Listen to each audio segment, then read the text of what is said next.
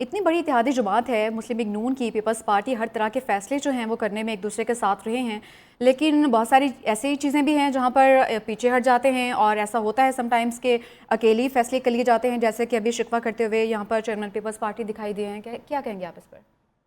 دیکھیے بلاول صاحب آئین 26ویں آئینی ترمیم میں تو کافی حد تک ایکٹیو رہے ہیں، انوالو رہے ہیں. اب جو جوڈیشل کمیشن کا اجلاس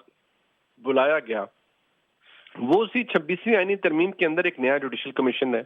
بلاول بھٹو زرداری صاحب کو اس میں شرکت کرنی چاہیے تھی، لیکن ان کے جو تحفظات تھے ان کا جواب حکومت ہی دے سکتی ہے کہ وہ کیا چاہتے ہیں. جو آئینی بینچز وفاق یا صوبے کی حد پر بنے ہیں وہ اسی آئینی ترمیم کے نتیجے میں جو سٹرکچر سامنے آیا اس کے اوپر بنے ہیں. تو بلاول بھٹو صاحب کو یا تو اگر ترمیم کے اندر کوئی ایسی بات تھی جو ان کی مرضی کے خلاف ہوئی ہے تو ان کو اس کو ہائی لائٹ کرنا چاہیے. محض حکومت کو یہ کہنا کہ انہوں نے غادہ خلافی کی ہے تو بلاول بھٹو صاحب کو اس سے زیادہ کلیئرٹی کے ساتھ بات کرنی چاہیے، اور وفاقی حکومت کو بھی چاہیے کہ وہ بلاول صاحب کی طرف سے جو اس طرح کی بات کی گئی ہے اس کا جواب دے اور بتائیں کہ بلاول بھٹو صاحب کس بات پر نالاں اور ناراض ہیں، اور وہ کون سی کمٹمنٹ تھی جو وزیر اعظم نے یا بلاول صاحب کے ساتھ وفاقی حکومت نے کی اور پوری نہیں کی.